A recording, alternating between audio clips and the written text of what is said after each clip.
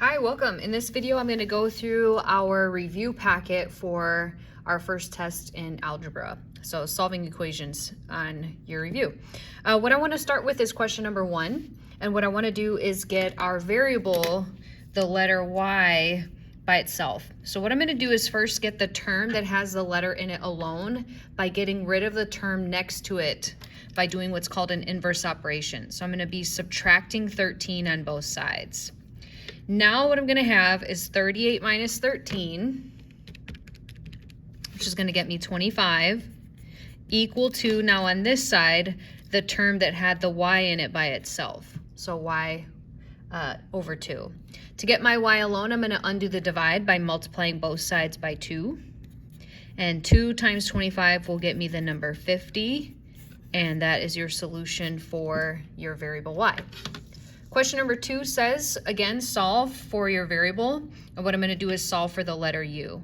So right now what I want to do is get the letter u by itself. So I'm going to get this term alone by subtracting 185 to the other side of the equal sign. So 128 minus 185 is going to get me the number negative 57. Now that's going to equal a minus u term. Not positive u, minus u. And so what I want to do is get my u alone but be positive, so like u equals this amount. So I'm going to divide each side by negative 1. And a negative 57 divided by a negative 1 is going to give me positive 57 for my variable. Question number 3 is to solve for w. So what I'm going to start with is distributing on the left side of my equal sign. So 8 times w is 8w. And 8 times 3 is 24.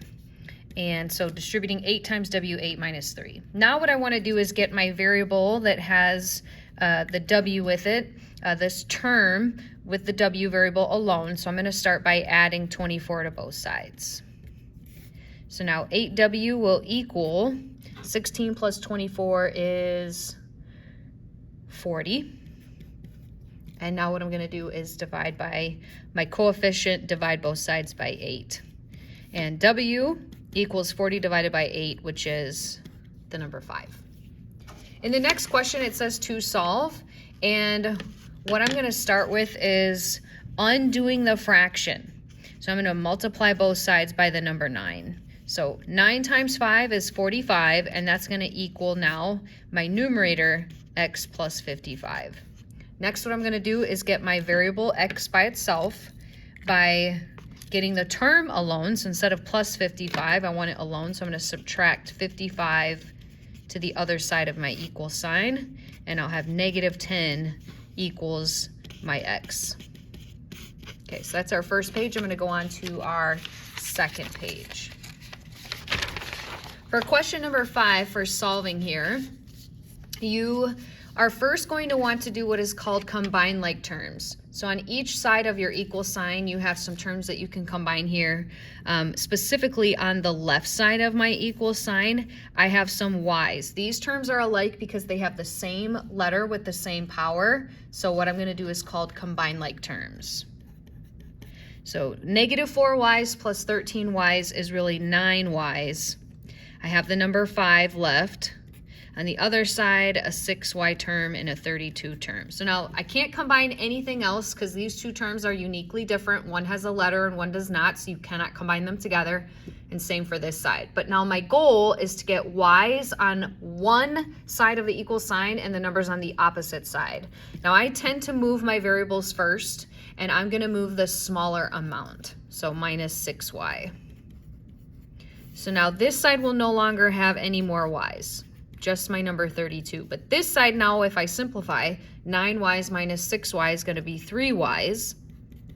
And I didn't do anything with that 5, so that 5 still stays, and that's going to equal 32. Now, to get my letter term alone, I want to move this 5 to the other side. So I'm going to subtract 5 over. So now my 3y's are alone, and on this side, when I simplify, I'm going to get 27. 3 times y equals 27, so I'm going to divide by that coefficient of 3. And my solution here is 9. For question number 6, what I'm going to do is distribute this 2 So I'll do that over here. 2 times y and 2 times 6 plus 4y equals the number negative 12.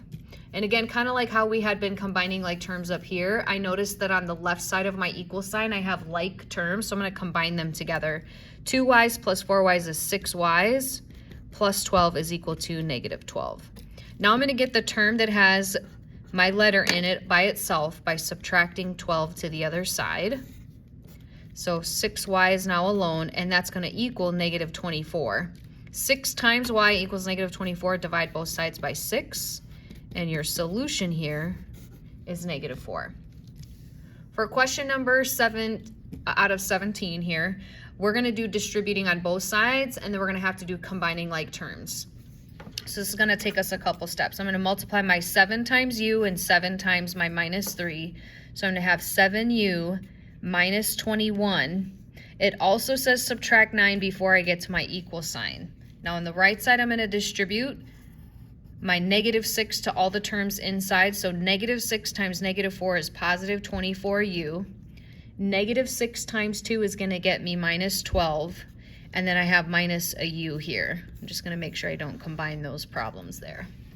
So on this side of my equal sign, I have 2 number terms that I'm going to combine together. So I'm going to combine like terms here. So 7u's minus 30. And on the right side, I'm also going to combine like terms. I have 24u's minus 1u's. So if I combine 24 minus 1, I'll have 23u's minus 12.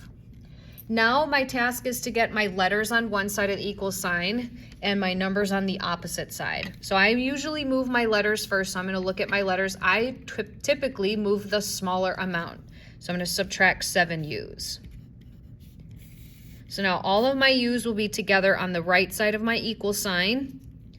What's left, I didn't do anything with my minus 30, so that's going to stay. 23 minus 7u's is going to get me 16u's.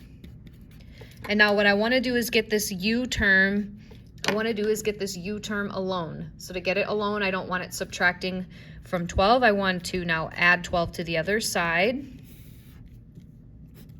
So now my u's will be alone, but it's going to equal negative 18. Now what I'm going to do is divide by my coefficient just like we had done up here and how we had done up here. 16 times u will get you negative 18 if we divide by our coefficient of 16. And now I'm going to reduce. I noticed that both of these are even, so I'm going to reduce by 2. 2 goes into 18 and 2 goes into 16. And 2 goes into negative 18, negative 9 times, and 2 goes into 16, 8 times. And that is my answer simplified. Okay, I'm going to go on to the next page. At the top of the next page, you're asked 2 questions. And for each of these, identify whether you have no solution for either. Infinite solutions, meaning you can put anything into your variable and you'll get the same answer on both sides, or a specific solution. So that's what I'm going to do. I'm going to start with the top equation and I'm going to start solving that one. Okay, so I'm going to take and distribute negative 3 times u and negative 3 times 2, and I'm going to have negative 3u minus 6. On the other side of the equal sign, I'm going to distribute my 2, so 2 times a u and 2 times 6. So we have 2u plus 12. And then there is a plus 7 at the end. Next, what I'm going to do is combine these like terms together. So negative 3u minus 6 will now equal 2u plus 19. Now again, I normally move my variable term first. So if my variables are on the opposite side of the equal sign and my numbers are on opposite sides of the equal sign, I'm going to start by moving my variable term, and I'm going to always move the variable that has the smaller coefficient. So negative 3 is smaller than 2, so I'm going to start by moving that term to the other side of the equal sign, and that's called doing an inverse operation. So negative 3u's plus 3u's cancels out the amount of u's left over here. There are no more on the left side of my equal sign anymore, and what remains is negative 6. And then I have equal to 5u plus 19. Now, if all of my letters are now together on the right side, that means I want my letters on the other side of my equal sign, so I'm going to subtract 19. So that my letters, the 5 U's, are all alone. -6 minus 19 is -25. And if 5 times the number, it's -25, I'm going to divide by 5 on both sides. And I get -5 for my solution. So I have one answer only, and it is -5. My second question here, I'm going to solve in a very similar manner. So I'm going to come over here and I'm just going to kind of draw. Actually, I'm going to go this way. Okay, 4 times W this time. 4 times W and 4 times -1, subtract 1 equals 2 times 2W and 2 times -3. Okay, on the left side, I noticed that I have a couple number terms, so I'm going to combine those like terms together. So 4W minus 5 is equal to 4W minus 6. Now, I'm looking at my W's. Neither one is smaller than the other, so I'm just going to move one of my 4 W's over so that all of my W's are together. So if I subtract 4 W's from here, I'm going to get -5 equal 2.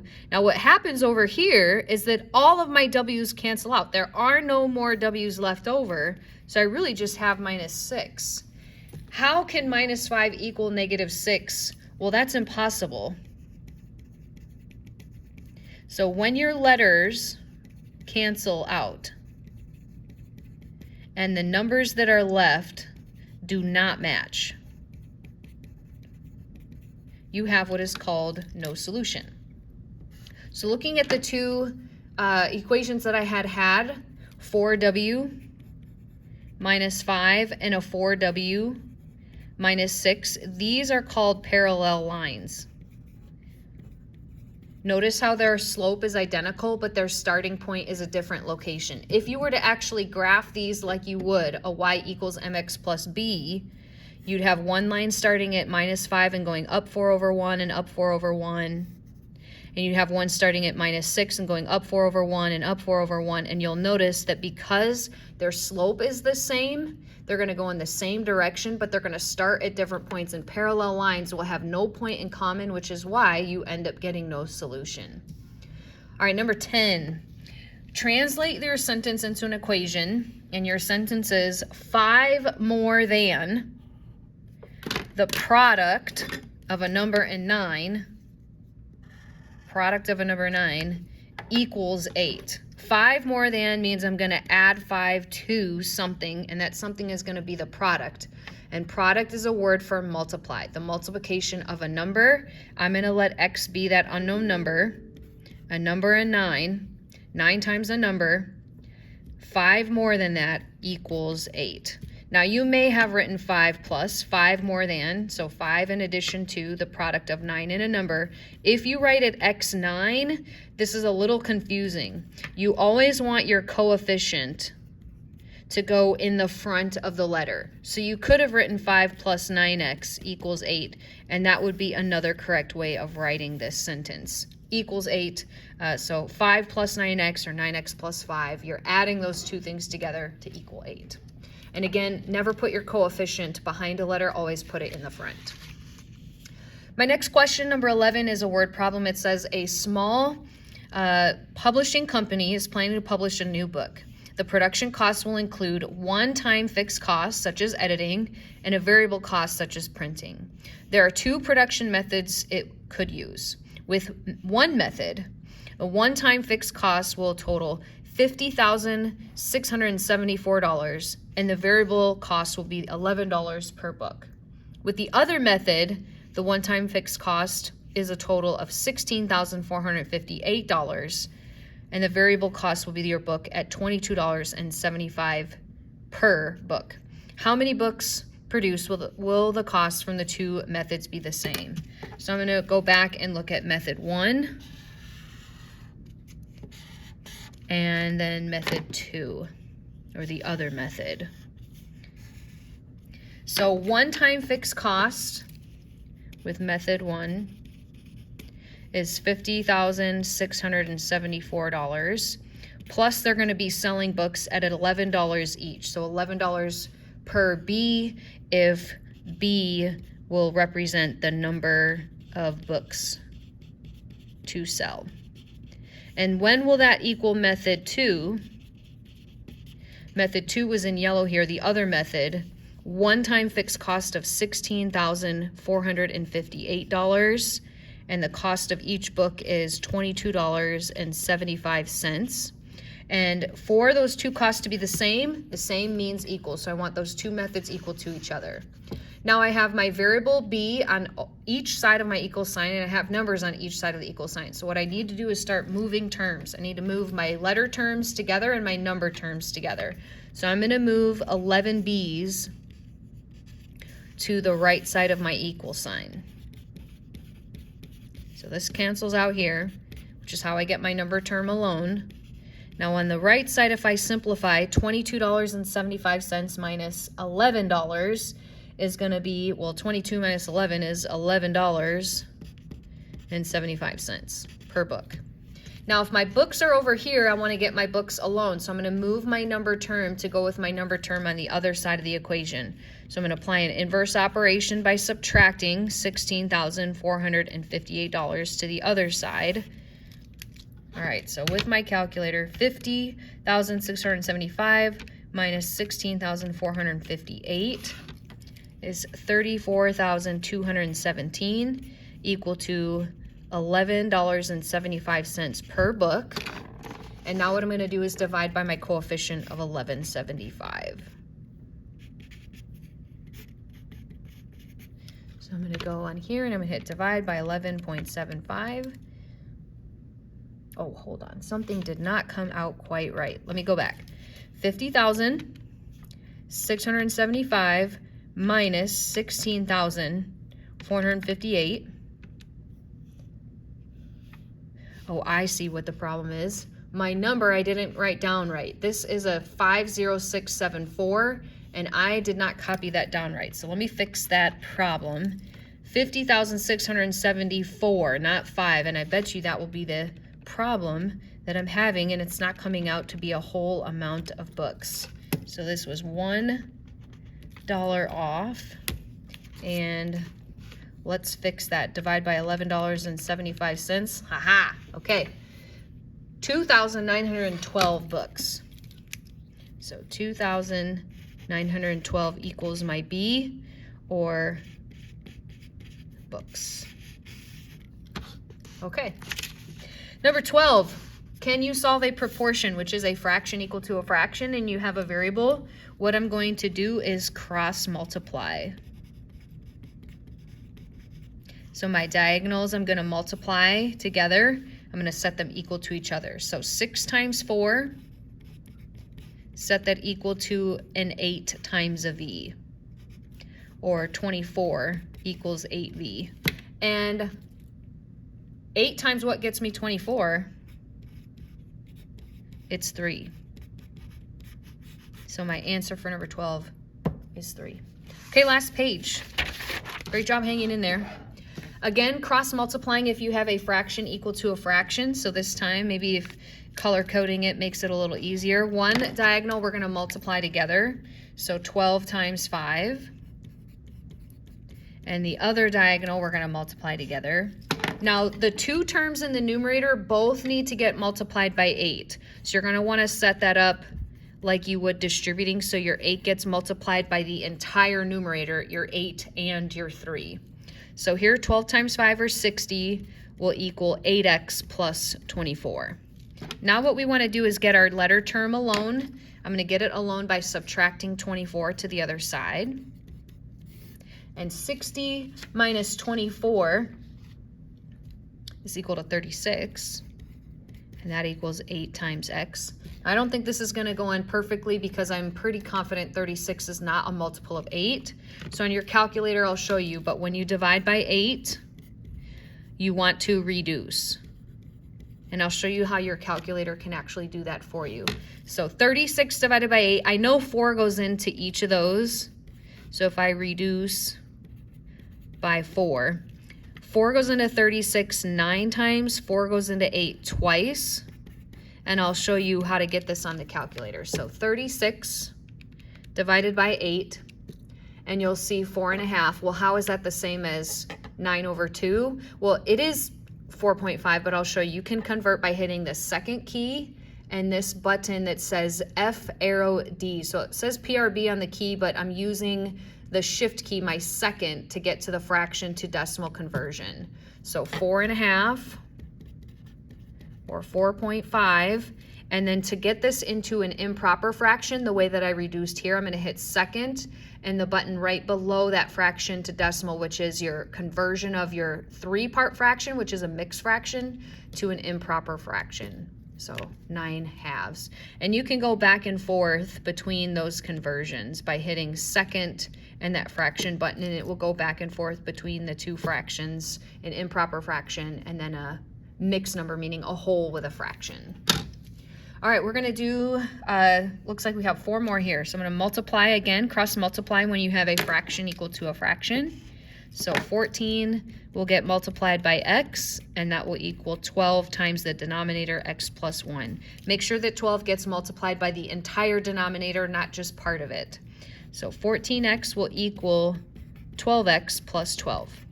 Now I want to get my letters together away from my number term, so I'm going to subtract 12x. 14x's minus 12x's would be 2x's. If 2 times a number gets you 12, what would that number be? That number would be 6. Divide both sides by 2. Question number 15. I'm going to set this up as a proportion by putting my 4 over 1. So now I can cross multiply. So 92 over W equals the number 4. 4 divided by 1 is itself. So I'm going to set it up like a proportion. 92 times 1 is 92. 4 times W is 4W. To get my W alone, I'm going to divide both sides by 4. And 92 divided by 4 is 23. All right. Setting up a proportion for number 16, I'm going to use a word proportion first.